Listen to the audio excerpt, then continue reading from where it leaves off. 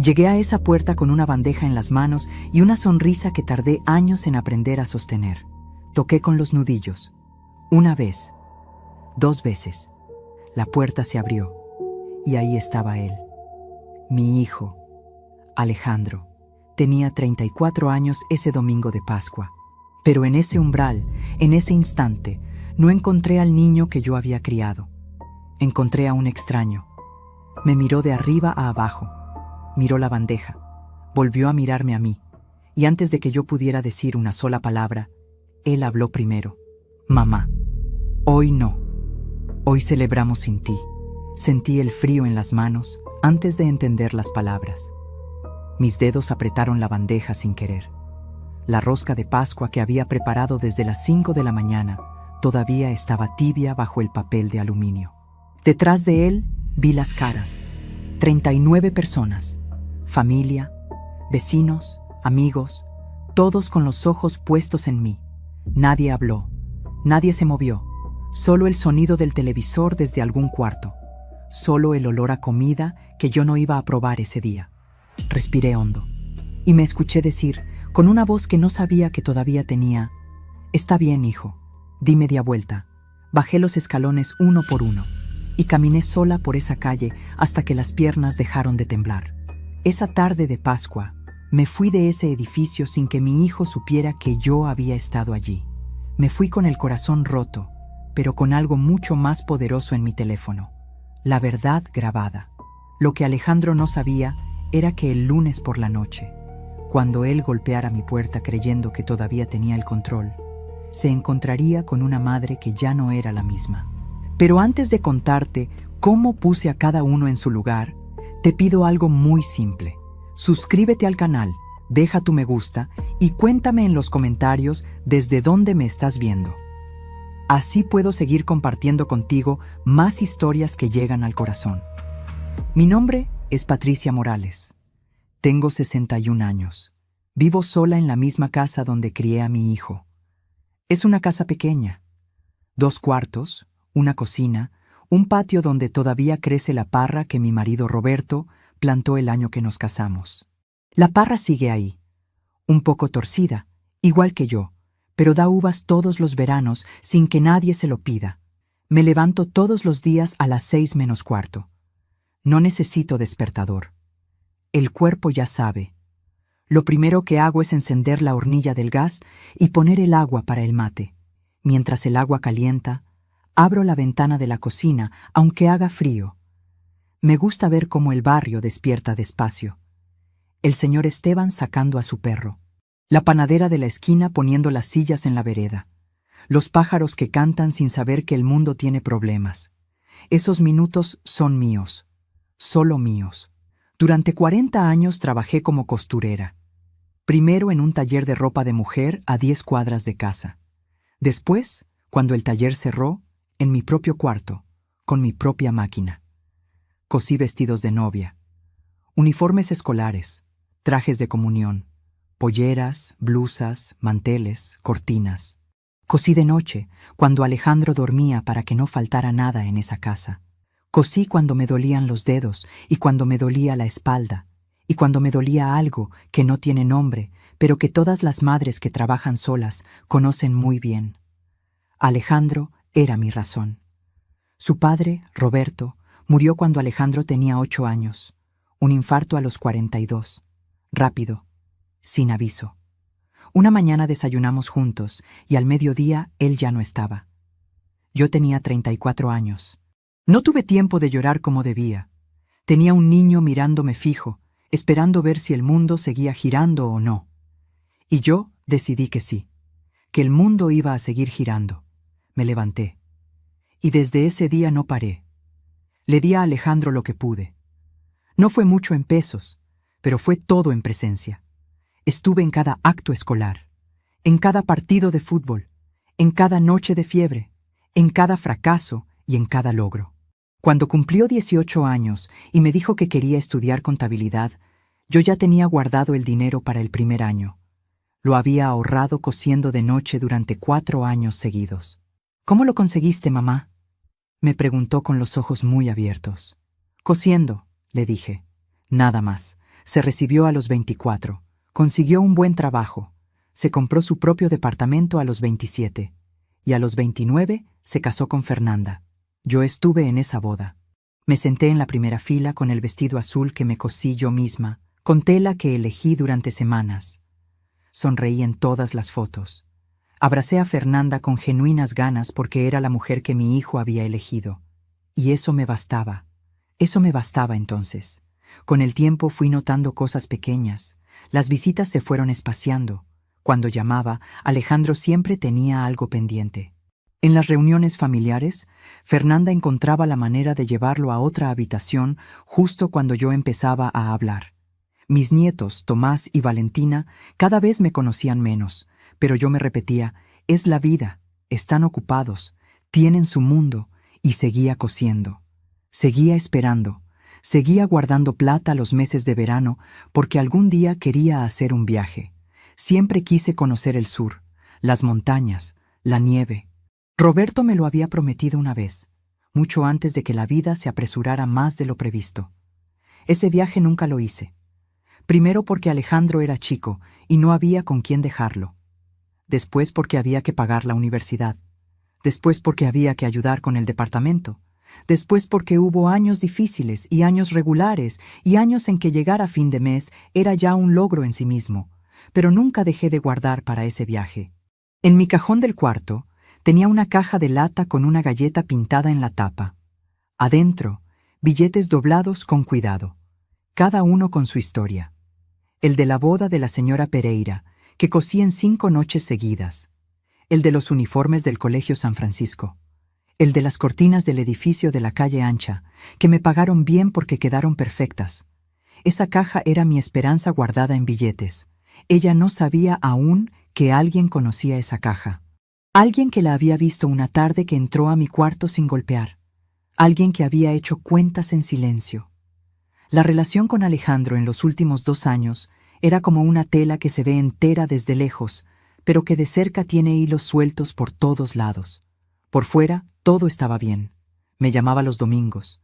Venía a comer el 3er domingo de cada mes. Traía facturas de la panadería y me preguntaba cómo estaba. Yo le decía bien. Él me decía bien. Nos despedíamos con un abrazo que duraba lo justo y nada más. Por dentro, yo sentía que algo se había roto hacía tiempo, y que ninguno de los dos quería nombrarlo. Yo fingía no notar que llegaba mirando el celular. Fingía no notar que cuando le contaba algo de mi semana, él asentía sin escuchar. Fingía no notar que Fernanda nunca me invitaba a nada directamente. Siempre era Alejandro quien avisaba, tarde, cuando los planes ya estaban cerrados. Una vez, hace 3 años, le dije algo. Fue una tarde de invierno. Tomamos mate en mi cocina. Le dije, con cuidado y con amor, que sentía que nos estábamos alejando. Él se quedó callado un momento. «Mamá, estás exagerando. Estamos bien». Y cambió el tema. Yo no insistí, nunca insistí. Eso era lo mío. La dignidad del silencio. La idea de que si uno no reclama, no molesta. Y si no molesta, conserva el poco lugar que le queda. ¿Cuánto me costó esa idea? ¿Cuánto? Pero hay una memoria que guardo con las 2 manos. Alejandro tenía 10 años. Era un jueves de mayo, frío, con cielo gris. Yo había llegado a casa con fiebre, pero igual había cocinado porque esa semana no había podido comprar mucho y el guiso alcanzaba para varios días. Cuando me senté a la mesa, Alejandro se paró, fue a su cuarto y volvió con una hoja de papel doblada. Era un dibujo. Él y yo. Él con una capa de superhéroe. Yo con una corona en la cabeza. Abajo, con su letra redonda de niño, había escrito: «Mi mamá es la más fuerte del mundo». Lo guardé en un sobre. Ese sobre sigue en mi cajón, debajo de la caja de lata. Esa noche, con fiebre y todo, dormí profundo. El sábado antes de Pascua me desperté con una idea. No fue un plan complicado. Fue una de esas ideas que llegan solas, sin que uno las busque. Alejandro me había dicho, en el llamado del domingo anterior, que iban a hacer un almuerzo de Pascua en su departamento. Familia de los 2 lados. Los tíos de Fernanda. Primos. Algunos amigos. «¿Querés venir, mamá?», me preguntó. Y antes de que yo pudiera responder, escuché la voz de Fernanda al fondo. No entendí las palabras, pero el tono lo entendí perfectamente. Alejandro dudó medio segundo.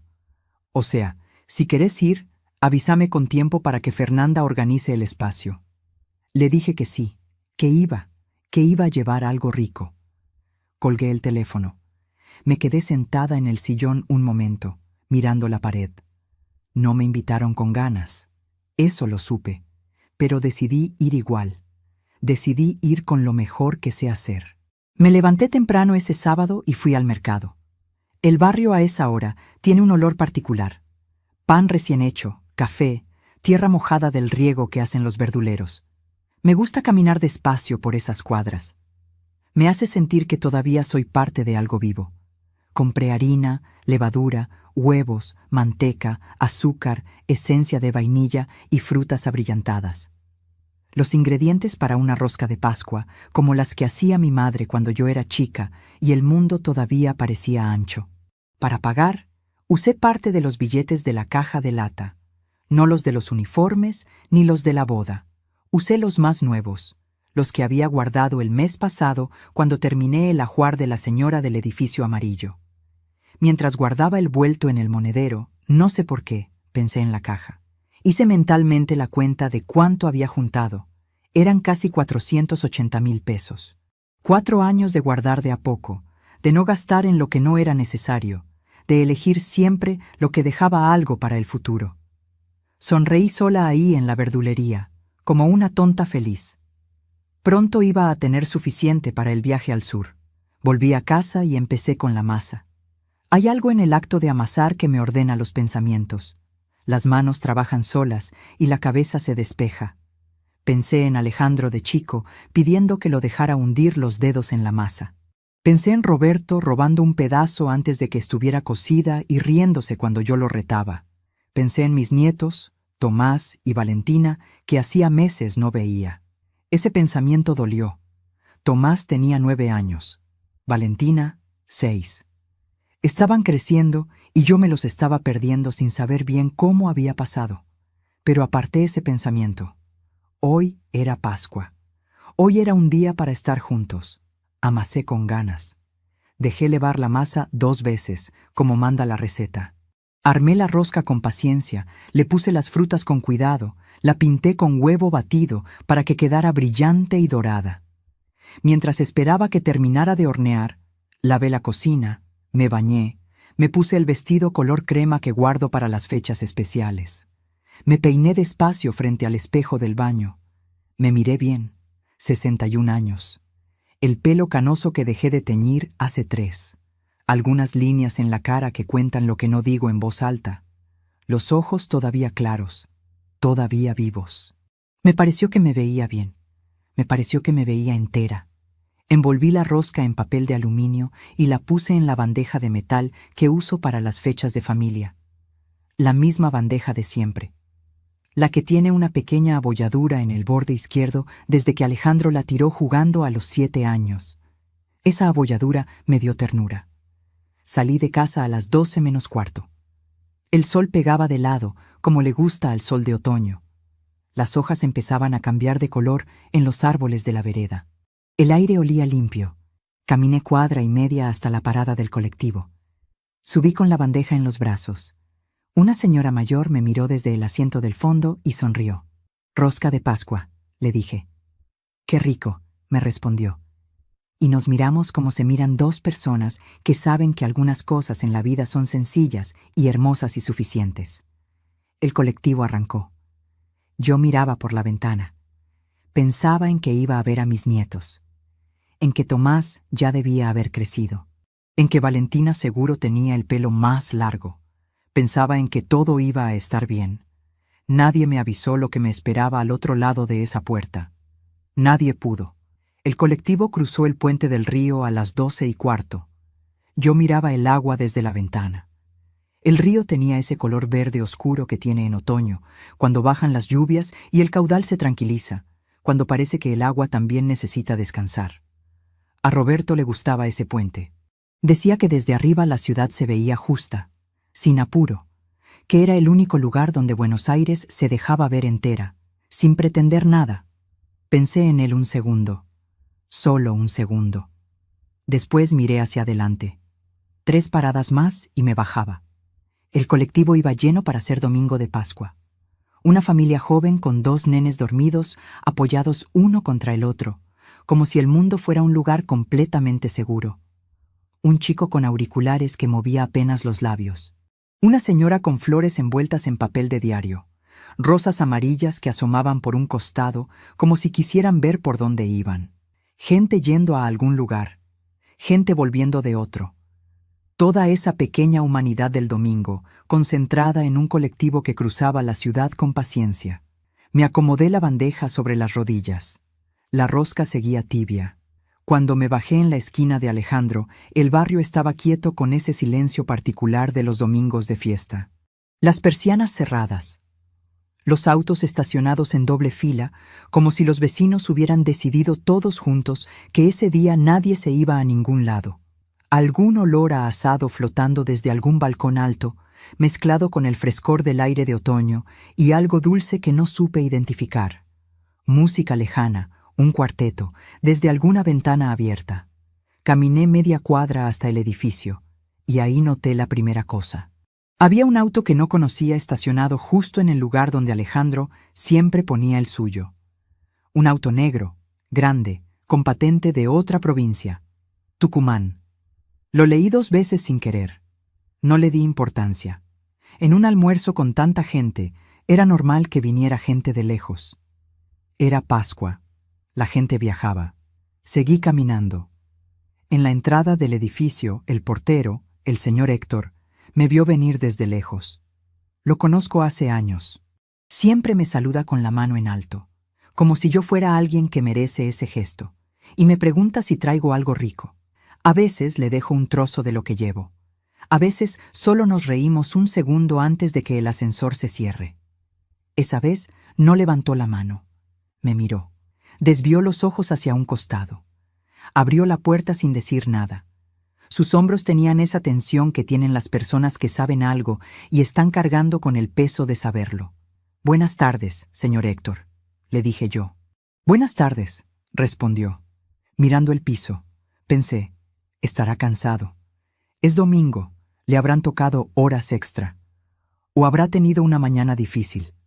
Los porteros cargan con más de lo que la gente imagina. Bajé del departamento de Alejandro con la bandeja temblando en mis manos. Sus palabras, hoy no, todavía me zumbaban en los oídos. Estaba cruzando el hall para irme de ese lugar para siempre, cuando una mano me agarró del brazo con fuerza. Era Carmen. Mi comadre Carmen. Tenía el rostro pálido y el delantal puesto. Me miró con una urgencia que me detuvo en seco. Antes de que yo pudiera decir nada, ella me hizo una señal de silencio y me arrastró hacia el cuarto de los medidores, una pequeña sala al costado del hall. «Cállate y vení», me susurró. Yo no entendía nada, pero el terror en sus ojos me obligó a obedecer. Mi comadre Carmen, 64 años. El pelo blanco recogido en un rodete apretado. El delantal todavía puesto, a lunares azules sobre fondo blanco, como si hubiera estado ayudando con la cocina y hubiera salido corriendo sin tiempo de sacárselo. Cuando me vio, se le fue el color de la cara. No poco, todo. En un segundo, Carmen pasó de ser la mujer activa y firme que yo conozco de 30 años, la que organiza, la que resuelve, la que siempre tiene una mano libre para ayudar, a ser alguien que parecía estar viendo algo que no debería estar ocurriendo.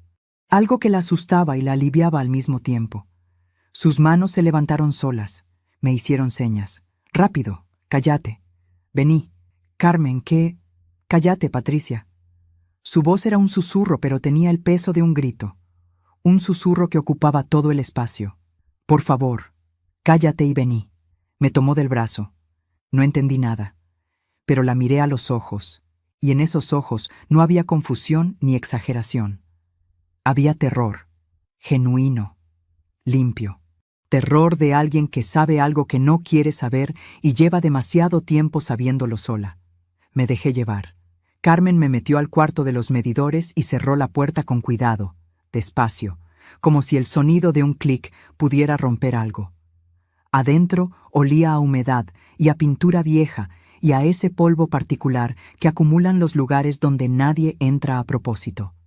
Había una sola lamparita encendida, amarilla y parpadeante, que daba una luz más parecida a una advertencia que a una iluminación. Nos quedamos las dos de pie en ese espacio pequeño, yo con la bandeja todavía en las manos, ella con las manos apretadas una contra la otra, como rezando o como impidiendo que le temblaran, o las dos cosas. «¿Qué está pasando?», le pregunté en voz muy baja. Carmen abrió la boca. La cerró. Respiró hondo, de esas respiraciones que se hacen cuando hay que ordenar el aire antes de ordenar las palabras. «Patricia». Hizo una pausa larga, el tipo de pausa que tiene peso propio. «Hay cosas que llevo tiempo sabiendo, cosas que no supe cómo decirte, cosas que me comen por adentro desde hace meses y que me quitaron más de un sueño. Carmen, escúchame. Antes de que subas, escúchame». Me quedé quieta. La lamparita parpadeó una vez, y Carmen empezó a hablar. Pero no terminó de hablar, porque en ese momento, desde arriba, llegaron voces. Voces que bajaban. Pasos en la escalera, más de uno. El sonido claro de tacos sobre el mármol. Carmen pegó un salto y me agarró del brazo otra vez. «Cállate», susurró. «No te muevas». Los pasos se detuvieron en el rellano del primer piso. Voces de mujer. 2, tal vez 3, riendo de algo que habían dicho arriba y que todavía les duraba. Carmen se asomó apenas por el filo de la puerta entreabierta, con esa precisión de quien ha hecho ese movimiento antes, en esta misma tarde. Se volvió hacia mí. Asintió despacio. Era señal de que nos quedáramos quietas. Puse la bandeja con cuidado en el suelo, sobre un cajón de madera que había en el rincón, con movimientos lentos que no hicieran ruido. Me acerqué a la puerta con los pasos más silenciosos que pude. Apoyé la espalda contra la pared fría. La sentí a través del vestido, concreta, real. Y escuché. Al principio no distinguí nada claro. Palabras sueltas, risas, el sonido de alguien abriendo una botella, el pequeño golpe del corcho. Después una voz se separó de las demás. Una voz que conocía. «Fernanda, vení acá, que acá no nos escucha nadie». Un par de pasos. El crujido de la puerta del depósito del primer piso abriéndose, ese crujido inconfundible que uno aprende a reconocer en los edificios viejos. Y después silencio. Miré a Carmen. Ella señaló con la cabeza hacia arriba, hacia el techo, como diciendo, «Están justo arriba de nosotras». La ventilación del edificio conecta los cuartos de servicio de cada piso. Lo que se dice ahí arriba baja sin pedirlo. Me quedé sin mover un músculo. La voz de Fernanda llegó clara, demasiado clara, con esa nitidez que tienen las cosas que no querés escuchar. «¿Rodrigo ya habló con el escribano?» No reconocí ese nombre. Rodrigo. ¿Quién era Rodrigo? La otra voz respondió. Una mujer, más joven. Tal vez la hermana de Fernanda, esa que yo había visto una sola vez en una foto y que siempre me pareció que tenía los ojos demasiado quietos.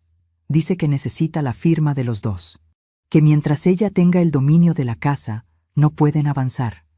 Un silencio. Fernanda resopló. Un resoplido corto, impaciente, el de alguien a quien los detalles le molestan porque ya tiene todo pensado. Alejandro la va a convencer. Ya sabe lo que tiene que decirle, que es por su bien, que nosotros la vamos a cuidar mejor, que a su edad ya no debería estar sola manejando plata. Sentí un peso en el pecho, como si algo se hubiera posado ahí, pesado y quieto, y no tuviera intención de irse, como una mano que presiona sin apuro porque sabe que tiene tiempo. Mis manos buscaron el filo de la pared detrás de mí. La otra voz habló de nuevo. ¿Y si ella no firma? Fernanda tardó en responder. Va a firmar. Pausa.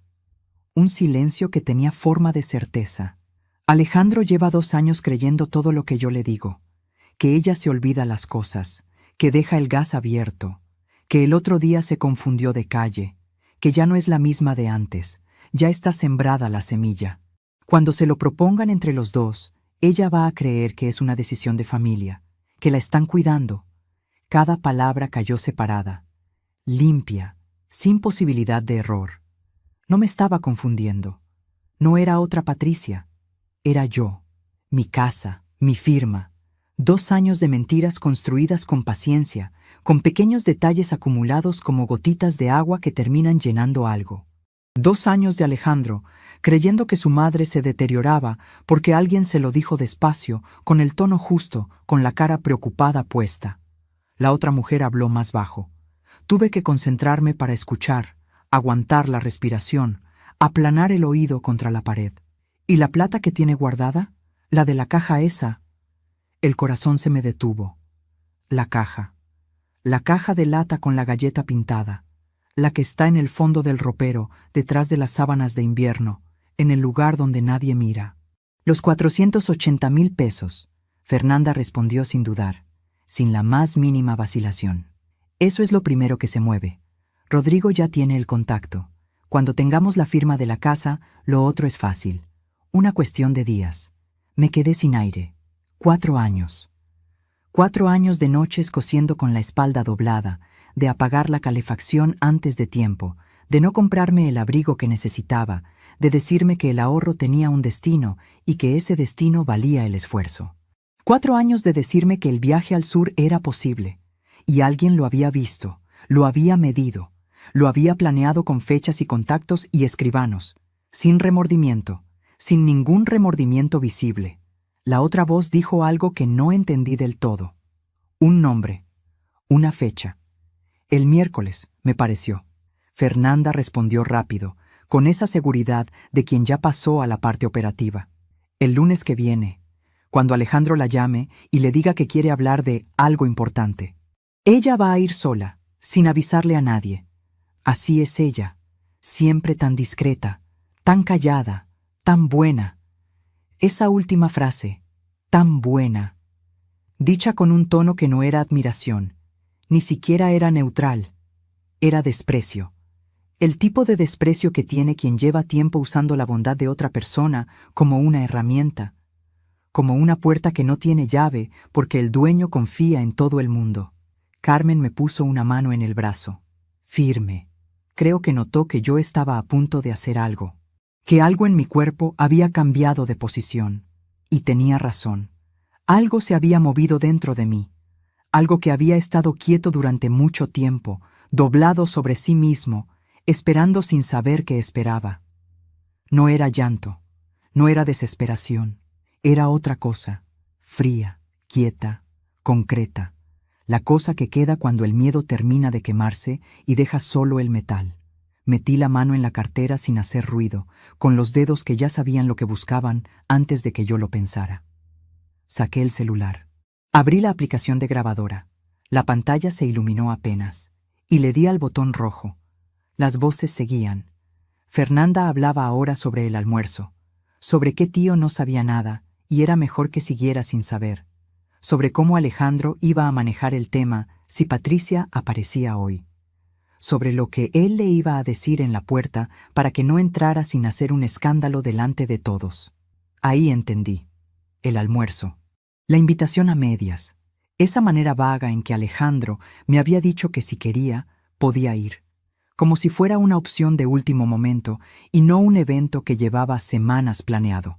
La voz de Fernanda al fondo, cuando Alejandro me preguntó si quería ir. Ese segundo de silencio antes de que él hablara, como quien espera una señal. No fue improvisado. Estaba planeado hasta el último detalle. Que yo fuera. Que llegara con algo en las manos y la mejor intención, con la rosca tibia y el vestido color crema y 30 años de querer bien a esa familia. Que Alejandro me cerrara la puerta delante de 39 personas. Que yo me fuera sin decir nada, como siempre, como la mujer callada y buena que entiende, que no molesta, que no arma escenas porque tiene clase o porque tiene miedo, o porque las dos cosas a veces se parecen demasiado. Para que quedara claro. Para que los que estuvieran ahí vieran que Patricia Morales ya no tenía lugar en esa familia, que la habían despedido sin papeles, en un domingo de Pascua, con aplausos y risas de fondo. para que cuando llegara el lunes y Alejandro me llamara para hablar de algo importante, yo ya estuviera sola, ya estuviera chiquitita y sin testigos, ya no pudiera armar un escándalo porque ¿quién me iba a creer? ¿Quién iba a creerle a la vieja que se confunde de calle, que deja el gas abierto, que ya no es la misma de antes? Carmen me miraba con los ojos brillantes, no de llanto tampoco, de vergüenza, de rabia contenida y acumulada, de alivio terrible por no estar cargando sola con ese peso durante más tiempo del que debería haber cargado.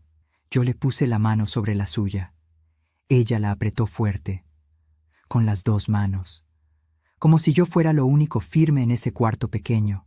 Las voces de arriba se calmaron. Pasos. La puerta del depósito del primer piso cerrándose con ese mismo crujido, ahora en sentido contrario. Risas volviendo hacia el ascensor, despreocupadas, como si hubieran hablado del tiempo. El sonido del almuerzo reanudándose arriba como si nada hubiera pasado. Música. Cubiertos. El ruido amable y falso de una familia reunida. Afuera del cuarto de los medidores, el hall del edificio estaba vacío otra vez. Yo seguía con el celular en la mano, la grabadora corriendo. Los minutos acumulándose en pantalla con esa indiferencia tranquila de los números que no saben lo que registran. 1, 2, 3, 4. Apagué la pantalla. Me acomodé el vestido color crema. Lo alicé con las palmas, un gesto mecánico que mis manos hicieron solas. Miré la bandeja en el suelo. La rosca que había hecho desde las 5 de la mañana en la cocina, todavía en penumbra, con la harina que había comprado con mis billetes, con la ralladura de naranja que había buscado en el fondo de la heladera, la rosca que había envuelto con cuidado en papel manteca y después en papel de regalo que me había quedado de otra vez, y que había traído en el colectivo equilibrada sobre las rodillas con todo el amor que cabe en dos manos que no tienen más que dar. La miré un momento largo, sin rabia, sin lástima, y algo en mí se asentó, como cuando la masa termina de levar y ya no necesita más tiempo, como cuando el proceso termina solo y lo que queda es algo distinto a lo que entró. «Lista», Carmen me susurró, con la voz de alguien que lleva demasiado tiempo siendo testigo y necesita saber en qué lado de la historia va a terminar parada. «¿Qué vas a hacer?». La miré. «Todavía no sé todo», le dije, «pero ya sé suficiente, y eso cambia todo». Y en ese cuarto pequeño que olía a humedad, Patricia Morales dejó de ser la mujer que espera. Me guardé el teléfono. La rosca de Pascua, que tanto amor me había costado, se quedó allí, fría. Carmen me ayudó a salir sin ser vista. Esa noche no dormí, pero no fue de tristeza, sino planeando mi próximo movimiento. Tenía que ser rápida, porque, como dijo Fernanda, el lunes por la noche Alejandro vendría a mi casa con su mentira preparada. Pero yo ya lo estaría esperando con mi abogado y una cautelar. Esperamos 20 minutos más. Carmen asomaba la cabeza cada tanto, con la precisión silenciosa de alguien que ha aprendido a moverse sin ser vista. El señor Héctor pasó una vez por el hall con un trapo en la mano, miró hacia el cuarto de los medidores y siguió de largo sin cambiar el paso. No dijo nada. Creo que sabía, o sospechaba. La gente que trabaja en los edificios aprende a no ver ciertas cosas, pero eso no significa que no las vea. Solo significa que elige cuándo. Cuando Carmen me hizo la señal de que el hall estaba despejado, salí. Tomé la bandeja del suelo. La rosca ya estaba fría. Caminé hasta la puerta de entrada y la empujé sin apuro, con la misma calma con que había entrado, como si viniera de hacer un trámite y nada más. Los pasos iguales, la espalda derecha, la cara sin pregunta. Afuera el sol seguía en el mismo lugar. El barrio seguía quieto. Las hojas en los árboles seguían haciendo lo mismo que antes, ese movimiento lento y ajeno al que hace el viento sin pedir permiso. Pero yo era otra. No sé explicarlo de otra manera. Era la misma ropa, el mismo cuerpo, el mismo vestido color crema. Pero algo adentro se había reacomodado para siempre. Como cuando uno mueve un mueble que estuvo años en el mismo rincón y descubre que la habitación entera respira distinto. Que ese espacio vacío siempre estuvo ahí, esperando ser visto. Carmen salió detrás de mí. Cerró la puerta despacio. Nos alejamos media cuadra en silencio, caminando al mismo ritmo sin ponernos de acuerdo. ¿Cuánto tiempo sabías?, le pregunté cuando llegamos a la esquina. Carmen tardó un momento. Miró la calle antes de responder, como si necesitara asegurarse de que la pregunta no tenía testigos. Desde hace 8 meses. Hizo una pausa larga. Me enteré por la hermana de Fernanda, sin querer. Estábamos en una reunión de tejido, en casa de una vecina, y ella habló de más. Yo creo que se arrepintió en el momento, pero ya era tarde. Ella no sabe que yo sé. Y yo no supe cómo decírtelo a vos, Patricia. Te juro que lo intenté 3 veces. Las 3 veces cerré la boca porque me daba miedo hacerte daño sin tener todo claro.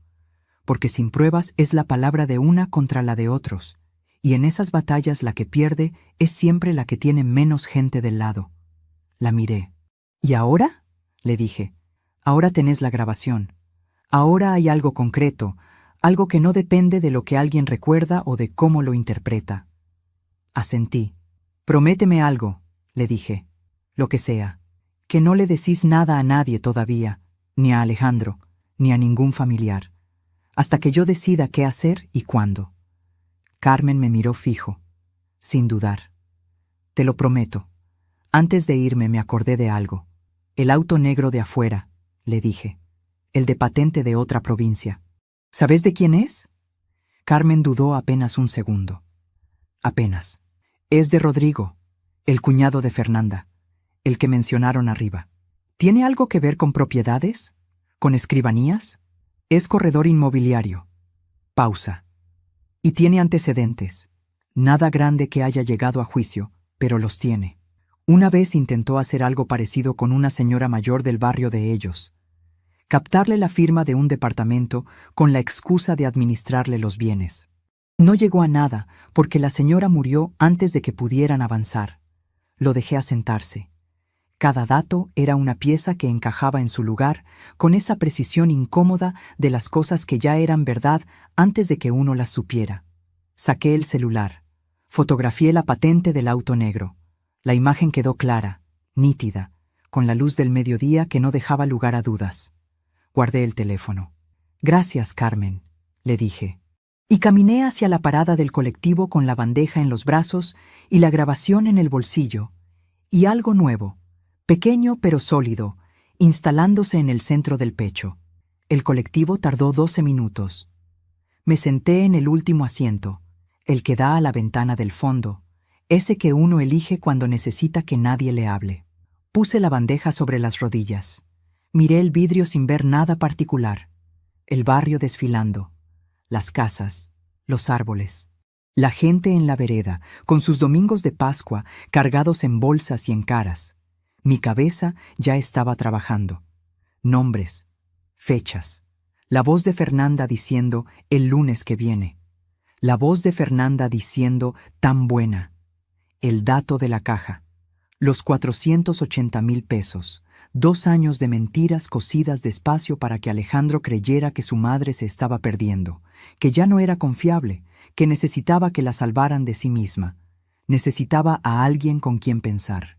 Alguien que conociera la situación, que me dijera qué era real y qué era miedo, que me ayudara a ver el camino sin que el dolor me nublara el juicio y me hiciera actuar demasiado rápido o demasiado despacio. Solo había una persona. Carmen vivía a 7 cuadras de mi casa. Para cuando el colectivo me dejó en mi barrio, ella ya había llegado caminando por el camino corto. La encontré esperándome en la vereda con 2 tazas de té en las manos, todavía con el delantal puesto, como si hubiera llegado corriendo y no hubiera tenido tiempo ni de cambiarse. No dijo nada. Me abrió la puerta de su casa. Entramos. La cocina de Carmen es igual a la mía, pero al revés. El mismo tipo de mesa, las mismas sillas de madera con el respaldo alto, la misma ventana que da al patio. Solo que en el patio de ella hay un limonero enorme que en verano da más limones de los que puede usar, y que en otoño tiene esas hojas amarillas que caen sobre las baldosas y hacen que el piso parezca una pintura. Nos sentamos. Las tazas entre las dos, el vapor subiendo en el silencio. «Contame todo otra vez», dijo Carmen. «Desde el principio, con calma, sin saltear nada». Y yo conté. Lo conté despacio, con orden, como si ordenar las palabras fuera también una manera de ordenar lo que había pasado. La voz de Fernanda, el nombre de Rodrigo, la caja, los 480,000 pesos, la estrategia de hacerme parecer una mujer que se olvida las cosas, que deja el gas abierto, que se confunde de calle. La paciencia con que habían construido esa imagen durante 2 años. Carmen escuchaba sin interrumpir, con la taza entre las manos y los ojos fijos en la mesa. Cuando terminé, tomó la taza con las 2 manos. ¿La grabación es clara? ¿Se escuchan bien las voces? Clarísimo. ¿Hay alguna posibilidad de que sea una conversación sin intención real? ¿Algo que se malentienda? La miré. Carmen. Nombraron la caja, nombraron el dinero, nombraron el lunes, nombraron a Rodrigo con su contacto y su plan. No hay forma de malentender eso. Ella asintió.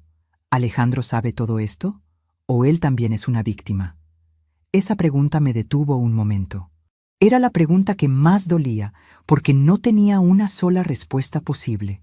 Pensé en su cara en la puerta, el gesto estudiado, la frialdad calculada de alguien que practica una conversación antes de tenerla. Pero también recordé la voz de Fernanda diciendo: «Lleva 2 años creyendo todo lo que yo le digo». Esa frase sonaba a alguien que se enorgullece de haber engañado a 2 personas, no a una. «No lo sé», respondí con honestidad. «Puede que él crea de verdad que me está protegiendo. Puede que Fernanda lo haya convencido de que soy yo quien tiene un problema y que actuar así es cuidarme. La gente puede creer cosas muy convenientes si alguien se las sirve bien. ¿O puede que sepa y lo haga igual? Puede. No lo sé todavía». Carmen asintió de nuevo, sin juzgar, sin empujarme hacia ninguna respuesta. «Entonces lo primero es protegerte a vos, antes de pensar en él. Antes de pensar en lo que él sabía o no sabía. Sí, la casa está a tu nombre únicamente. Sí, siempre estuvo a mi nombre. Roberto la escrituró a mi nombre antes de morir porque decía que los hombres se van antes, que las mujeres quedan, que el techo tiene que ser de quien se queda». Los ojos de Carmen se suavizaron apenas. «Bien». Pausa. «La caja todavía está en tu cuarto». «Sí. Lo primero es sacar esa plata del cajón. Hoy mismo. Llevarla a un lugar seguro. Una cuenta a tu nombre, solo tuyo. Sin tarjeta asociada a nadie más. Que quede un registro bancario con fecha de hoy. Que quede claro que vos manejas tu dinero con plena conciencia y plena voluntad». Asentí. «Lo segundo», continuó Carmen, «es ir a ver a alguien que entienda de estas cosas. Un abogado. No el del barrio que conoce a todo el mundo y que el lunes ya le contó a alguien lo que le contaste el viernes. Uno que no tenga ninguna relación con Fernanda ni con su familia. Alguien externo y profesional». «¿Y la grabación?» «La grabación la guardás en más de un lugar. En el teléfono, sí. Pero también la mandás a un correo tuyo, a mi correo, a cualquier correo que no sea el de Alejandro. La multiplicás. La haces imposible de perder». «Ya lo pensé. Y no le decís nada a Alejandro todavía». Carmen me miró fijo, con esa manera suya de mirar que no tiene margen para el rodeo. «¿Podés hacer eso? ¿Podés verlo y no decirle nada?» Lo pensé. Era una pregunta real. No era retórica. Era la pregunta que separaba el plan de la reacción. «Puedo», dije al final. «Si sé que lo que haga después va a valer más que lo que pueda decirle hoy. Si sé que el silencio de esta noche compra algo que vale la pena». Carmen levantó la taza como si fuera un brindis pequeño y serio. «Entonces mañana vas al abogado». El abogado se llamaba Gustavo Herrera. Carmen lo conocía desde hacía años. Había llevado un caso de herencia para su propio hermano, un asunto complicado con varios herederos y una casa en el conurbano, y había quedado conforme con el resultado y con el trato. Era un hombre de unos 55 años, con anteojos de montura oscura y una voz tranquila que no subía ni bajaba de tono sin importar lo que le contaran. Tenía el escritorio lleno de carpetas, pero sabía dónde estaba cada cosa. Esa es una diferencia importante. Su consultorio quedaba en el centro, en un edificio viejo con ascensor de reja y piso de mosaicos en blanco y negro. Olía a papel y a café y a esa quietud específica de los lugares donde la gente llega con problemas y se sienta a contarlos. Me recibió el lunes a las 10 de la mañana. Me senté frente a él con la cartera sobre las rodillas y las manos cruzadas encima. «Cuénteme», dijo, y yo conté, esta vez con más orden. Había pasado la noche pensando en cómo presentar los hechos. No los sentimientos, los hechos, en el orden en que ocurrieron, sin interpretación, sin adjetivos innecesarios. La propiedad a mi nombre, la caja con el dinero ya depositada en mi cuenta desde la mañana temprano, antes de las 9, en el banco de la esquina de mi barrio, con el comprobante guardado. La grabación con la conversación de Fernanda, el nombre de Rodrigo, la patente del auto fotografiada. Los 8 meses que Carmen sabía y podía testificar si era necesario. El abogado escuchó sin interrumpir. Tomó notas con una virome azul en un cuaderno de tapa dura, con letra pequeña y ordenada. Cuando terminé, me miró. «Señora Patricia». Pausa. «¿Usted tiene diagnóstico médico de ningún tipo que indique deterioro cognitivo?» «No, nunca fui a un médico por eso, porque nunca tuve razón para ir. ¿Alguna vez firmó algo en los últimos 2 años que no haya leído completamente?» Pensé bien. Recorrí mentalmente cada papel, cada formulario, cada documento que había cruzado mis manos. No, nunca firmo nada sin leer. Es un hábito de toda la vida. Bien. Cerró el cuaderno. Lo que usted describe tiene un nombre jurídico. Se llama captación de herencia con manipulación familiar. No es un delito fácil de probar en todos los casos, pero en el suyo hay elementos concretos que otros casos no tienen. Respiré. Lento. La grabación es el elemento más valioso, continuó, apoyando los codos sobre el escritorio. Dependiendo de la legislación aplicable, puede ser usada como prueba de intención. No siempre como prueba directa en un juicio, pero sí como respaldo sólido para una denuncia formal y para iniciar una cautelar. ¿Cautelar? Una medida legal que protege su propiedad. Básicamente, le ponemos una traba al inmueble para que nadie pueda iniciar trámites de transferencia sin su consentimiento expreso y con supervisión judicial. Hizo una pausa, dejando que la información aterrizara antes de continuar. Nadie va a poder quitarle esa casa mientras esa medida esté vigente. Ni con su firma, porque cualquier firma suya en esas condiciones quedaría bajo revisión automática. Sentí que algo en el pecho se aflojaba. Una tensión que había estado ahí tanto tiempo que ya no la reconocía como tensión. ¿Cuánto tiempo lleva a hacer eso? Si usted me autoriza hoy, presento el pedido esta semana. La traba puede estar efectiva en 5 a 7 días hábiles. Hágalo. Él asintió, sin apuro, con la calma de quien ha dicho esa frase muchas veces y sabe lo que viene después. En cuanto a la señora Fernanda y al señor Rodrigo, siguió. Con la grabación podemos iniciar también una denuncia por tentativa de defraudación. No es garantía de condena, pero genera un expediente, un antecedente formal. Y eso cambia la situación completamente para ellos. Saben que hay un proceso, saben que están siendo observados. Eso solo ya detiene a mucha gente. ¿Y mi hijo? El abogado me miró con una expresión que no era juicio ni lástima. Era algo más neutro. La expresión de alguien que ha visto esto antes y sabe que no hay una respuesta que no duela. Su hijo es mayor de edad. Si participó con conocimiento pleno de los hechos, podría tener responsabilidad. Si fue manipulado como sostiene la conversación grabada, no. Eso se va aclarando con el proceso, con las declaraciones, con lo que aparezca. Pausa. Pero eso no es lo que tenemos que resolver hoy. Hoy lo que resolvemos es protegerla a usted. Asentí. Una cosa más, dijo. El dinero que depositó esta mañana. Guarde el comprobante. La fecha importa. Muestra que usted actuó con plena capacidad y criterio propio antes de que cualquiera pudiera argumentar lo contrario. Es una prueba de competencia que usted misma generó sin que nadie se lo pidiera. Saqué el comprobante del banco de la cartera y lo puse sobre el escritorio. Él lo vio y asintió. Muy bien, señora Patricia. Una pequeña sonrisa, discreta, la de alguien que se permite un solo segundo de calidez dentro de la formalidad. Usted ya hizo la mitad del trabajo. Salí del consultorio a las 12 menos cuarto. Afuera, el sol había subido. La calle del centro estaba llena de gente yendo al mediodía, con ese ritmo específico del lunes que ya encontró su velocidad de crucero. Ruido de colectivos, olor a pizza de la cantina de la esquina, el mundo normal de un lunes normal, ajeno a todo lo que acababa de pasar en el cuarto piso de ese edificio con ascensor de reja. Yo me detuve en la vereda un momento. Sentí algo raro. No era alegría. No todavía. La alegría tendría que esperar su turno. Era algo parecido al primer sorbo de agua después de mucho tiempo sin tomar. Un alivio que duele un poco porque recuerda cuánta sed había, que revela la medida exacta de lo que faltó. Tenía miedo, sí, miedo de lo que venía, del proceso, de las audiencias y los papeles y las fechas, de la cara de Alejandro cuando se enterara de que su madre no se había quedado quieta, de las noches que iban a venir cargadas de dudas sobre qué había sabido y cuándo.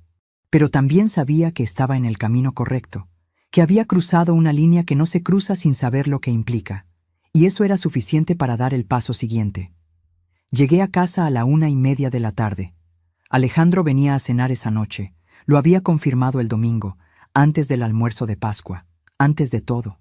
Un mensaje corto. Paso mañana a la noche, ma. Hay algo que quiero hablar contigo. Ahora sabía de qué quería hablar. El lunes que viene. Cuando Alejandro la llame y le diga que quiere hablar de algo importante. Había llegado antes de lo previsto. Bien, yo también. Puse agua a calentar. Me cambié el vestido por algo más cómodo, una blusa y un pantalón de algodón que uso en casa. La ropa de todos los días, la que no anuncia nada. Empecé a preparar la cena como cualquier lunes, con los mismos movimientos de siempre. Milanesas, puré, una ensalada de tomate con aceite y sal. Alejandro llegó a las 8:15. Traía cara de cansancio, o de algo que se parece al cansancio, pero viene de adentro, de ese lugar donde se guarda lo que uno tiene que hacer y todavía no hizo. Me dio un beso en la mejilla. ¿Cómo estás, ma? Bien, hijo. Pasa que la cena está lista. Nos sentamos a la mesa como siempre. El televisor encendido de fondo con el noticiero sin volumen. Las imágenes moviéndose sin sonido como un decorado. Los cubiertos sobre el mantel de hilo que uso los días de semana. Comimos. Alejandro habló poco. Más de lo que habla cuando está tranquilo, menos de lo que habla cuando tiene algo urgente. Me preguntó si había hecho algo el domingo, después de que él me había dicho que no fuera al almuerzo. Usó esas palabras exactas, con esa pequeña revisión de la historia que hacen las personas que necesitan creer su propia versión, que él me había dicho que no fuera. Como si hubiera sido una sugerencia razonable entre personas razonables. Estuve en casa, le dije. Tomé mate. Escuché música. Una pausa breve. Descansé. Bien, dijo. Y siguió comiendo. Después del postre, cuando yo estaba lavando los platos, él se apoyó en el marco de la puerta de la cocina con ese gesto de quien quiere parecer casual y no lo consigue del todo. Ma, el tema del que te quería hablar. Pausa. Es sobre la casa. Sentí el agua fría del grifo en las manos. La dejé correr. No levanté la vista. La casa está bien, Alejandro. La cuido como siempre. No es eso. Pausa más larga. La de alguien que está leyendo un discurso que practicó. Es que hay cosas que Fernanda y yo estuvimos hablando. Sobre el futuro. Sobre lo que te conviene a vos a esta altura de la vida. Sobre tener más apoyo, más acompañamiento. Terminé de enjuagar el plato. Lo sequé despacio con el repasador, sin prisa, cada centímetro. Lo guardé en su lugar exacto en la alacena. Después me di vuelta y lo miré. Lo miré como se mira a alguien, a quien se conoce muy bien, y se está conociendo de nuevo al mismo tiempo. Qué bueno que pensás en mí, hijo. Le dije con una voz tranquila, que no sabía que podía sostener tan bien, tan quieta, tan sin grietas. Pero no te preocupes esta noche. Estás cansado. Lo hablamos con tiempo. Él me miró un segundo, buscando algo en mi cara, una fisura, una señal de alarma. Algo que le confirmara que el plan seguía intacto. No encontró nada que le diera señal. Sí, dijo al final. Con tiempo. Se fue a las 9:30. Me quedé parada en el centro de la cocina. Escuché sus pasos bajar la escalera, uno por uno, con ese ritmo que reconocería entre mil. Escuché el portón de la calle cerrarse con el golpe metálico de siempre. Escuché el motor del auto encenderse y alejarse hacia la noche. Y recién entonces, en el silencio completo de mi cocina, me permití un momento. Solo uno. Me apoyé en la mesada con las 2 manos. Sentí el mármol frío debajo de las palmas. Cerré los ojos. Respiré profundo una vez. 2 veces. 3. Lento, hasta el fondo, como quien vacía algo para poder llenarlo de otra cosa. Dejé que pasara todo lo que no había podido dejar pasar en los últimos 2 días. El portazo de esa puerta. Las 39 caras.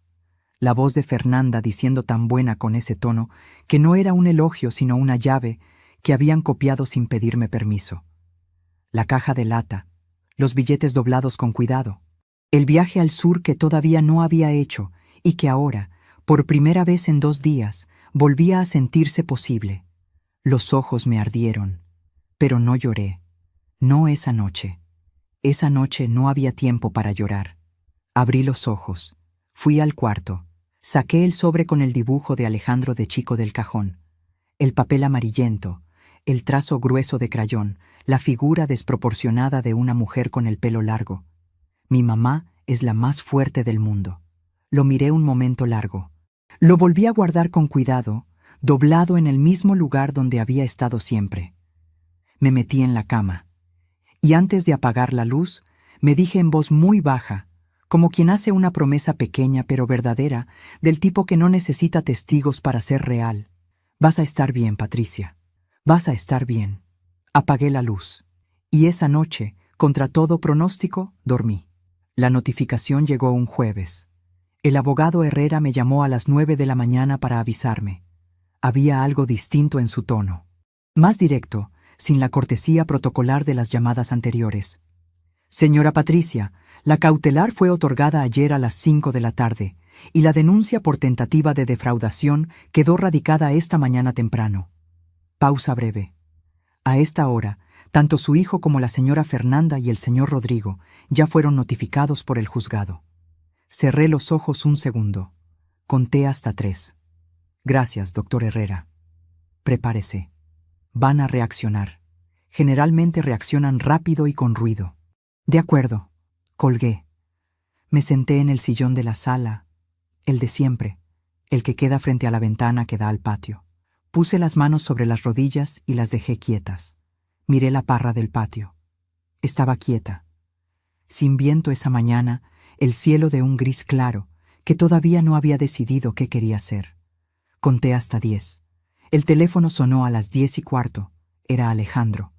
Atendí. ¿Qué hiciste? La voz le salió cortada, tensa, pisada, sin el tono de los domingos. ¿Qué es todo esto, mamá? ¿Una denuncia? ¿Una cautelar sobre la casa? ¿Vos sabés lo que estás haciendo? No levanté la voz. Buenos días, hijo. No me saludes. Contéstame. ¿Quién te metió estas ideas en la cabeza? ¿Fue Carmen? ¿Fue ella la que te llenó la cabeza con esto? Nadie me metió nada en la cabeza, Alejandro. Pausa. Las ideas en mi cabeza las pongo yo. Tenemos que hablar. Voy ahora mismo. No vengas ahora, le dije con calma. La misma calma que había practicado sin darme cuenta durante 2 semanas. Cuando estés tranquilo, hablamos. Yo no me voy a ningún lado. Silencio al otro lado. El tipo de silencio que tiene temperatura. Fernanda está llorando, dijo. La voz ya con otro tono. Ya con la amenaza mezclada con algo parecido a la presión doméstica, a la culpa como herramienta. Dice que no entiende nada, que vos siempre tuviste algo contra ella, que esto es una locura de una señora que está sola y asustada. Alejandro. ¿Qué? Grabé la conversación. Silencio. Un silencio largo, distinto al anterior. Este tenía otra textura, como cuando algo sólido se rompe adentro y los pedazos todavía no terminaron de caer. Escuché su respiración cambiar, hacerse más lenta, más cuidadosa. ¿Qué conversación? Preguntó al final. pero la voz ya no tenía la misma fuerza. Era una pregunta que sabía que no debía hacer. «Ya lo vas a saber todo», le dije. «Por los canales correctos, con el abogado presente». Colgué. El teléfono volvió a sonar 4 veces en la siguiente hora. 3 de Alejandro. Una de un número desconocido que después supe que era Rodrigo.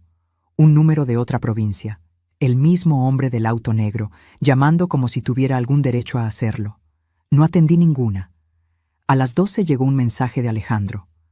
Corto, duro, con las palabras apretadas como quien escribe desde la rabia y no desde el pensamiento. Decía que yo estaba destruyendo la familia, que los chicos iban a crecer sabiendo que su abuela los había separado, que Fernanda estaba con el médico por los nervios y que todo esto era mi responsabilidad. Lo leí despacio. 1 vez, 2 veces. Lo guardé. Lo mandé al correo del abogado Herrera con una sola línea. Para el expediente. Esa tarde, Alejandro apareció en la vereda. No tocó el timbre. Se quedó parado afuera en la vereda angosta, mirando la ventana del living con las manos en los bolsillos, como cuando era adolescente y volvía tarde y no sabía cómo entrar. Yo lo vi desde adentro. Lo observé un momento sin moverme, desde el filo de la cortina. Después salí. Me paré en la puerta. No lo invité a entrar. Me quedé en el umbral, con el marco del lado de adentro. Tenía el rostro desencajado. Los ojos rojos, no de llanto, sino de algo que se parece más al agotamiento de quien estuvo peleando con algo interno toda la mañana, y no ganó ni perdió. Solo se cansó. Tenía los hombros caídos, ese hundimiento específico de quien ya no sostiene el peso de una decisión que tomó. «Mamá», dijo. «Por favor, ¿qué querés decirme, Alejandro? Que esto se puede arreglar». Buscó mis ojos con urgencia, como si encontrarlos fuera encontrar una salida. Que si cometí errores, los puedo corregir. Que los chicos te necesitan. Que yo te necesito. Respiré. «¿Sabías lo de la caja?», le pregunté directamente. Sin rodeo. Sin preparación. Abrió la boca. La cerró.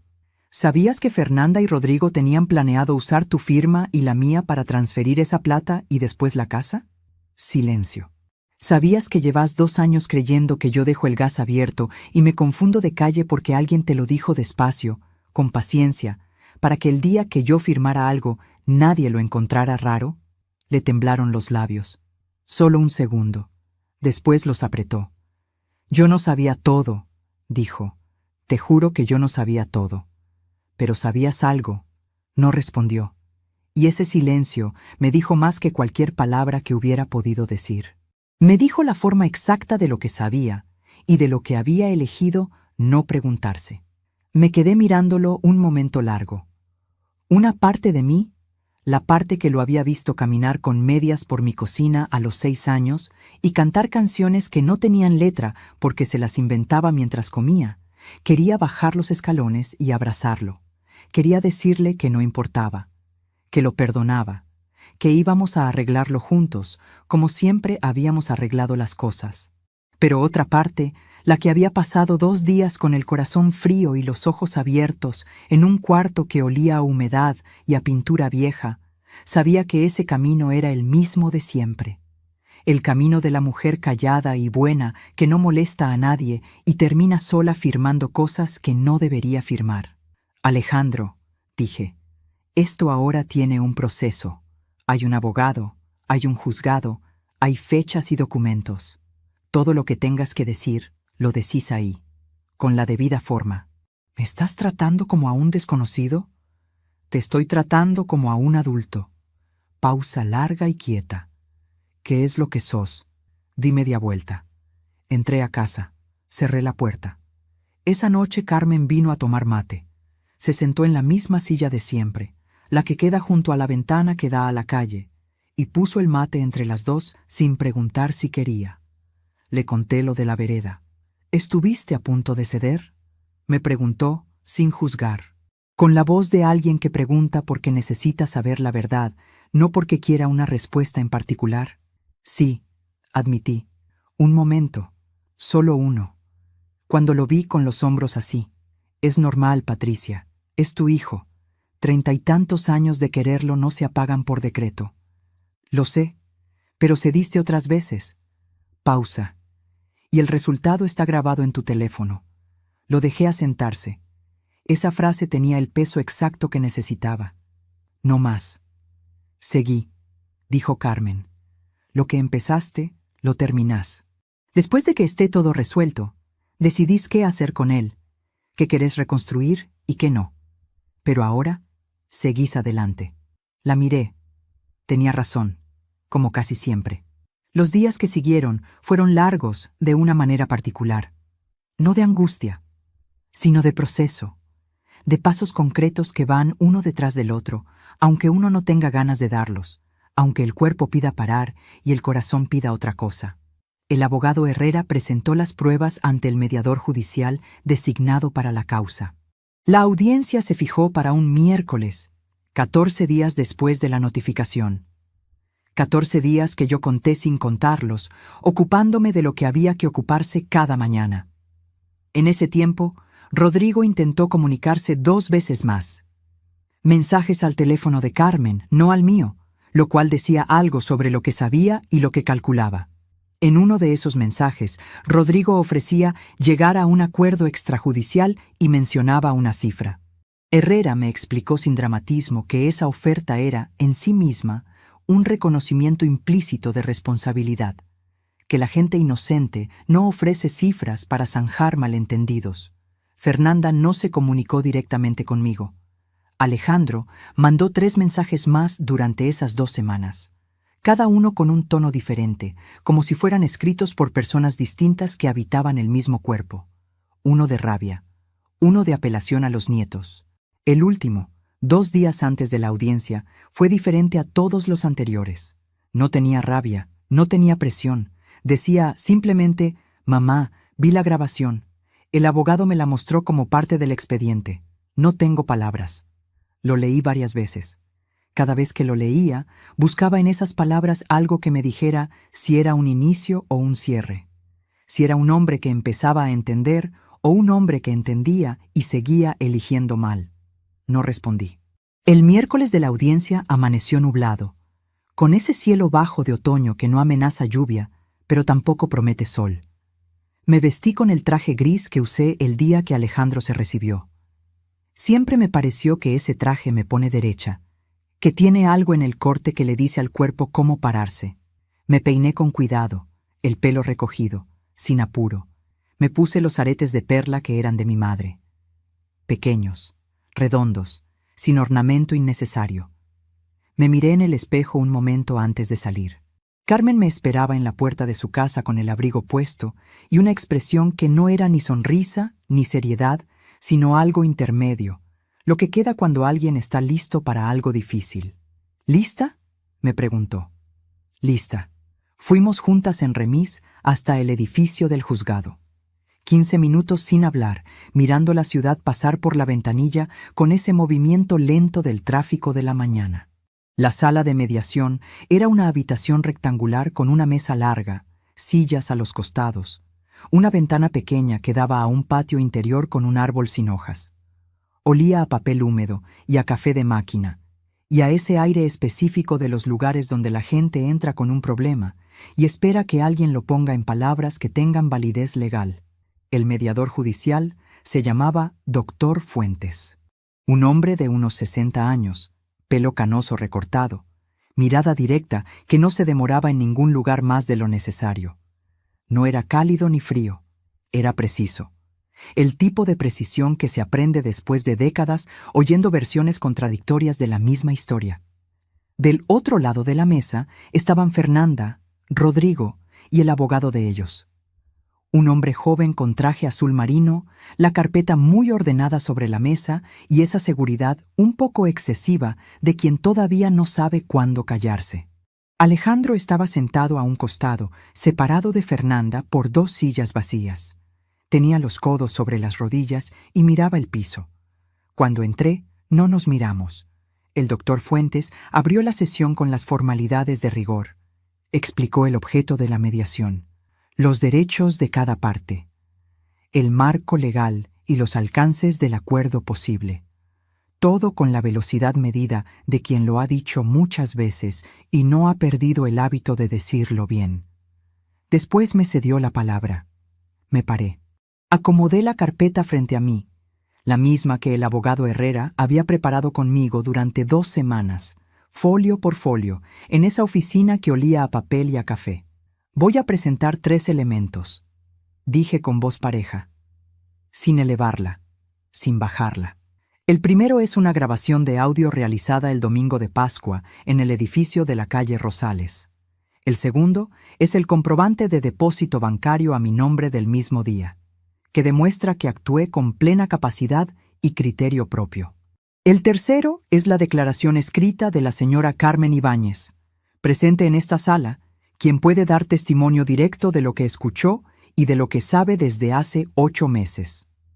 El abogado de la otra parte levantó la mano con la prontitud de alguien que ha estado esperando ese momento. Doctor Fuentes, impugnamos la validez de esa grabación. Fue obtenida sin consentimiento de las partes involucradas y en condiciones que podrían considerarse irregular. Herrera respondió antes de que el mediador pudiera hablar, con la calma de quien tiene la respuesta preparada, porque sabía que esa objeción iba a llegar. La grabación fue realizada por la señora Patricia Morales en un espacio semipúblico del edificio donde su familia celebraba un evento al que ella había sido invitada. Su contenido involucra directamente su persona, sus bienes y su capacidad legal. La jurisprudencia en este tipo de casos es clara en cuanto a la admisibilidad como elemento de prueba indiciaria. No la presentamos como prueba única, sino como parte de un conjunto coherente y documentado. El mediador asintió sin dudar. Se admite como elemento de contexto. Continúen.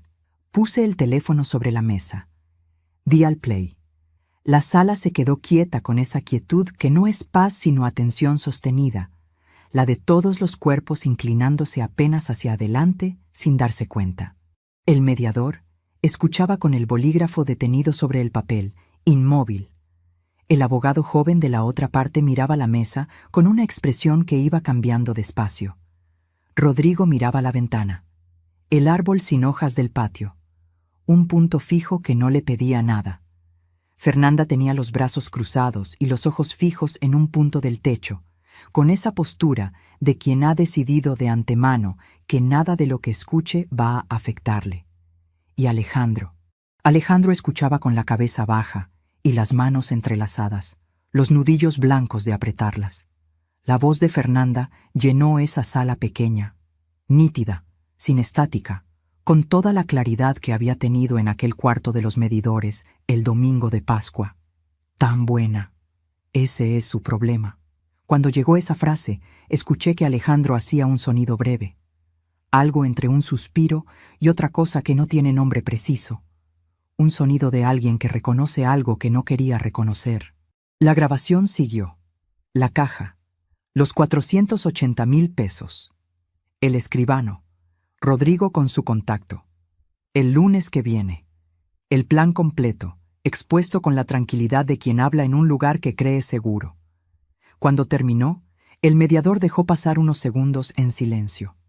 Los dejó pasar a propósito, con la habilidad de quien sabe que el silencio después de algo así tiene un peso que las palabras no deben interrumpir demasiado rápido.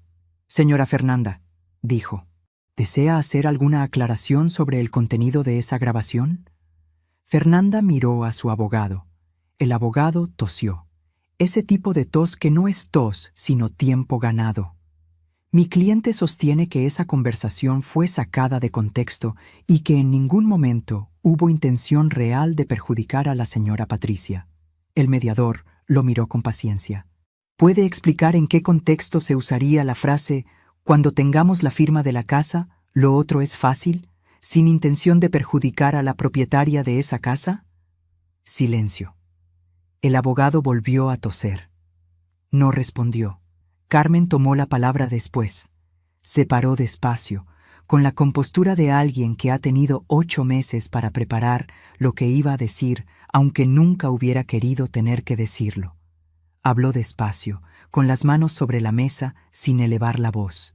Contó lo que sabía desde hacía 8 meses. La conversación con la hermana de Fernanda en esa reunión de tejido.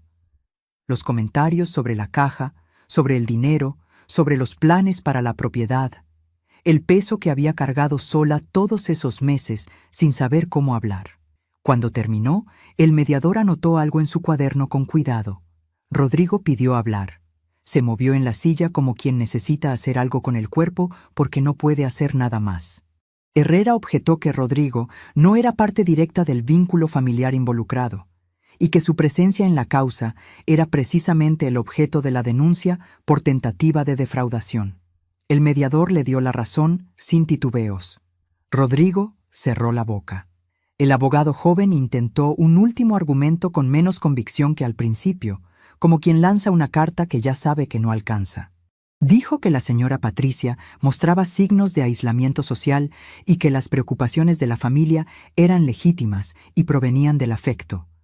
Me paré antes de que Herrera pudiera responder, no porque no confiara en él, sino porque esta parte era mía. Con todo respeto, dije mirando al mediador con la voz quieta que había aprendido a sostener. El comprobante de depósito bancario que está en el expediente muestra que el lunes siguiente al domingo de Pascua, antes de las 9 de la mañana, fui sola al banco, abrí una cuenta nueva a mi nombre y deposité el dinero de mi caja con plena claridad y pleno criterio. Pausa breve. Eso no lo hace una mujer que se confunde de calle.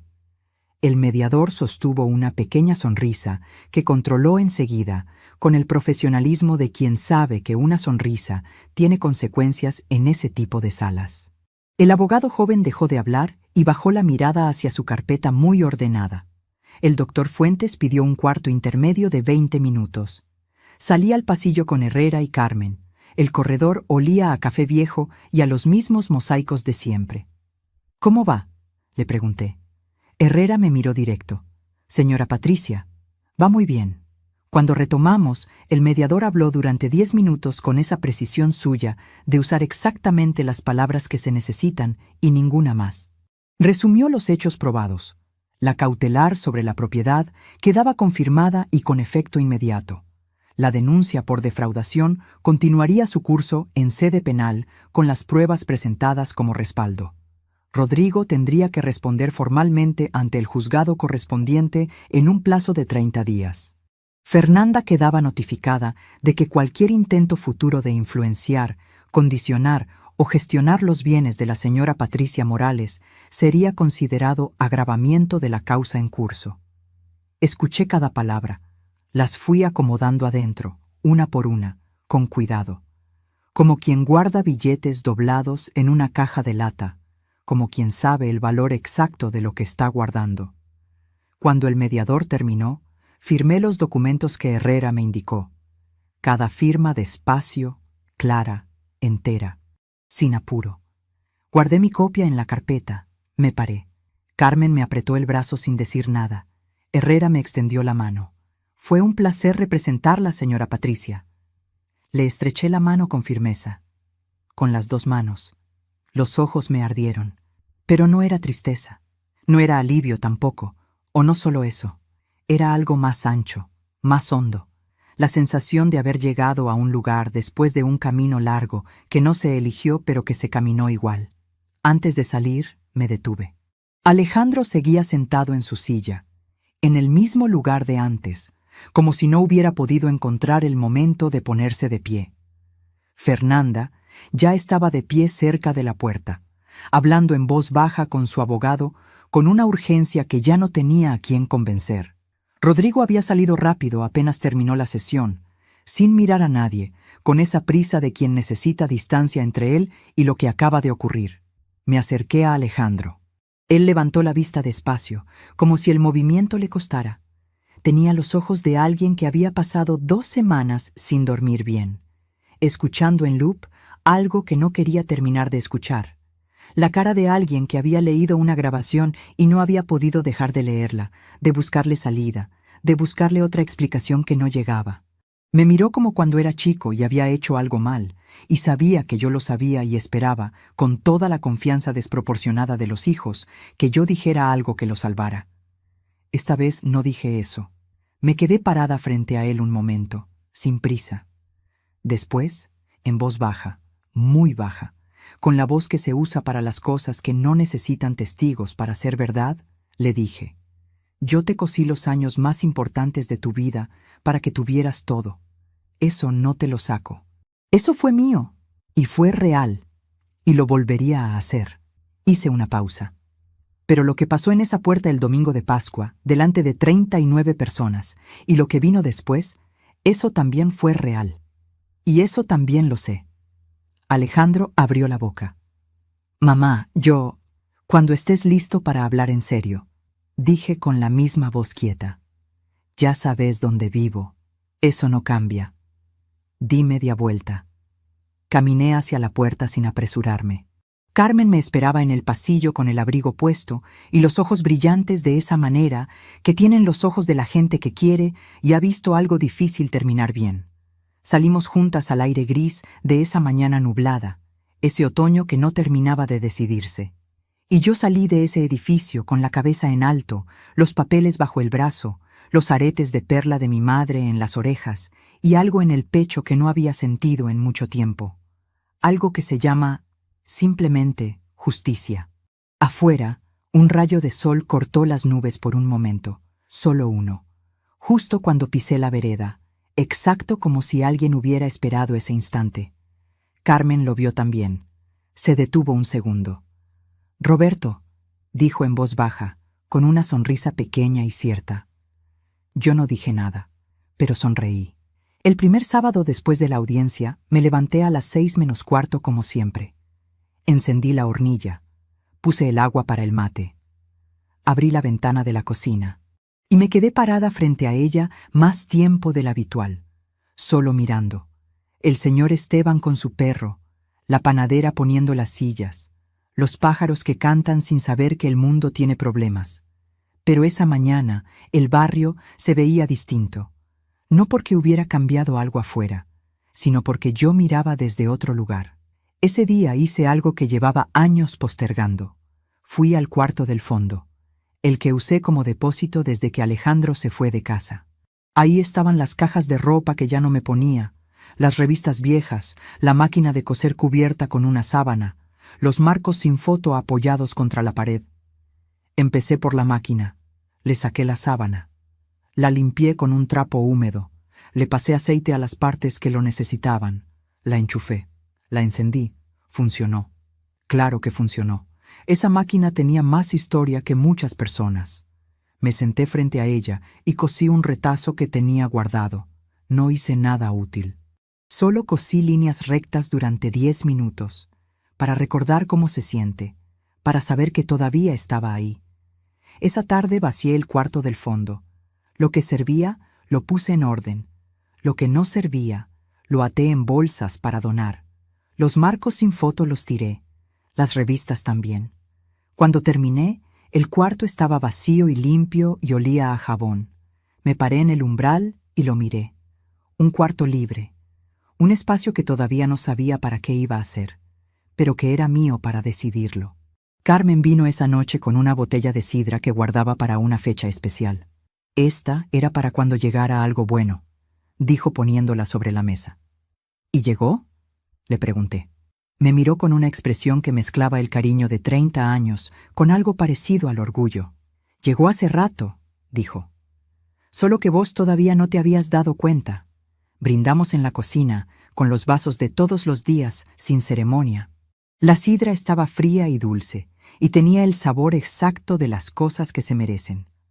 Un par de semanas después supe, por el abogado Herrera, que Rodrigo había sido formalmente citado a declarar en sede penal, que el expediente seguía su curso, que el auto negro de patente foránea no había vuelto a aparecer por el barrio de Alejandro, y que Fernanda había pedido ella misma una mediación familiar con Alejandro, no para hablar conmigo, sino porque las cosas entre ellos ya no eran lo que habían sido. Cuando el abogado me contó eso, no sentí satisfacción. Sentí algo más tranquilo, algo parecido a la certeza de que las cosas encuentran su lugar, aunque uno no las empuje. La recuperación no fue una línea recta. Eso lo quiero decir con honestidad, porque sería fácil contarlo como si un día me hubiera levantado nueva y todo hubiera quedado atrás. No fue así. Hubo noches que me desperté a las 3:59 de la madrugada con el corazón acelerado. Noches en que el silencio de la casa pesaba de una manera particular. Noches en que pensaba en Tomás y Valentina, mis nietos, y me preguntaba cuándo los iba a volver a ver. Si los iba a volver a ver. Esas noches no tenían respuesta fácil. Me levantaba, calentaba leche, me sentaba en la cocina oscura y dejaba pasar. Hubo una tarde de mayo en que encontré en el fondo de un cajón de la alacena un imán de heladera con la foto de Alejandro de niño en la playa. Tenía 8 años, los brazos abiertos, los dientes de leche todavía sin terminar de cambiar, sonriendo a algo que estaba fuera del cuadro. Me quedé mirándolo mucho tiempo. No lo tiré. Lo puse en el cajón de la mesita de luz, con el sobre del dibujo. Porque el dolor y el amor a veces viven en el mismo cajón. Y no hay nada malo en eso. Lo malo sería confundirlos con la misma cosa. Un miércoles de junio, la señora del kiosco de la esquina me invitó a un taller de tejido que empezaba en el centro comunitario del barrio. «Yo no sé tejer», le dije. «Nadie sabe cuándo empieza», me respondió ella. Fui. El taller era los miércoles a las 4 de la tarde. Una habitación con sillas en ronda, agujas de distintos tamaños, lanas de colores apiladas en una canasta de mimbre. La coordinadora se llamaba Marta y tenía la paciencia de alguien que eligió ese trabajo con convicción. Las primeras semanas hice puros puntos torcidos. No importó. Lo que importó fue que los miércoles a las 4 yo tenía un lugar a donde ir. Gente con quien hablar de cosas distintas. Manos ocupadas. Y la cabeza, por primera vez en mucho tiempo, sin dar vueltas. Una tarde, tejiendo un punto que Marta me había enseñado 2 veces porque no me salía, me di cuenta de algo. No lo pensé con palabras largas. Fue solo una sensación clara, como cuando uno encuentra el equilibrio en algo que venía haciendo mal. Me di cuenta de que durante años yo había creído que quedarme callada era una manera de cuidar a los demás. Que no reclamar, no molestar, no exigir, era una virtud, una forma de amor. Pero no era amor, era miedo. Miedo a que si yo pedía demasiado, perdía lo poco que tenía, y el resultado de ese miedo estaba grabado en mi teléfono. Tan buena. Ese es su problema. Me prometí algo ese miércoles de junio, con las agujas en la mano y la lana enredada en los dedos, que de ahí en adelante iba a hablar cuando tuviera que hablar, que iba a pedir cuando tuviera que pedir, que iba a ocupar el espacio que me correspondía sin pedir permiso para estar en él. No con rabia, sin rabia, sino simplemente porque era mi derecho, porque a los 61 años, con toda la historia que cargo, me lo había ganado. El miércoles siguiente llegué al taller con un ovillo de lana azul que había comprado yo sola. Marta lo vio y sonrió. «¿Para quién es?», me preguntó. «Para mí», dije. Y fue la primera vez en mucho tiempo que esa respuesta me sonó completamente natural. Lo que pasó en agosto no lo busqué. Simplemente llegó. Hubo una exposición de tejidos en el centro comunitario. Cada participante del taller ponía una pieza. Yo puse la bufanda azul que había tardado 6 semanas en terminar. No era perfecta. Tenía un punto suelto en el extremo derecho que Marta me había dicho que dejara porque le daba carácter. La exposición era un sábado a la tarde. Vine con Carmen. Había vecinos, familias, algunos chicos corriendo entre las mesas. El olor a medialunas que alguien había traído. Luz de la tarde entrando por las ventanas grandes. Una señora se detuvo frente a mi bufanda. La miró un momento largo. Después buscó la etiqueta con mi nombre. «¿Patricia Morales?», dijo en voz alta. Me di vuelta. Era una mujer de unos 65 años. Pelo gris cortito, anteojos con marco rojo, una sonrisa amplia y directa que se nota inmediatamente honesta. «Soy Beatriz», dijo. «Me quedo con la bufanda si me enseñas a hacer ese punto del extremo». Me reí. Una risa real, de esas que salen solas. «Ese punto salió mal», le dije. «Por eso me gusta», respondió ella. Beatriz vivía a 10 cuadras del barrio. Había llegado al centro comunitario ese día porque su nieta participaba en otra actividad. Era maestra jubilada. Tenía una tertulia de lectura los viernes en su casa con otras 4 mujeres. ¿Lees?, me preguntó. Leía más cuando era joven, dije. Ahora menos. Los viernes a las 6, dijo. Si querés venir, venís. Si no, no pasa nada. No lo pensé mucho. Voy, dije. Carmen me miró con una expresión de satisfacción discreta que solo las amigas de 30 años saben poner. Empecé a ir los viernes. La tertulia era en la sala de Beatriz, con libros apilados en todos los estantes y una tetera siempre lista sobre la mesa. Leíamos una novela por mes. La discutíamos sin apuro, con las tazas en la mano, diciéndonos lo que pensábamos sin miedo a estar equivocadas. Eran 5 mujeres distintas, con historias distintas, con cicatrices distintas y con una cosa en común. Todas habían llegado a cierta edad y habían decidido, de una manera u otra, que todavía había cosas por vivir. Con ellas aprendí algo que nadie me había enseñado en 61 años, que empezar de nuevo no significa olvidar lo que pasó. Significa elegir qué llevar y qué dejar.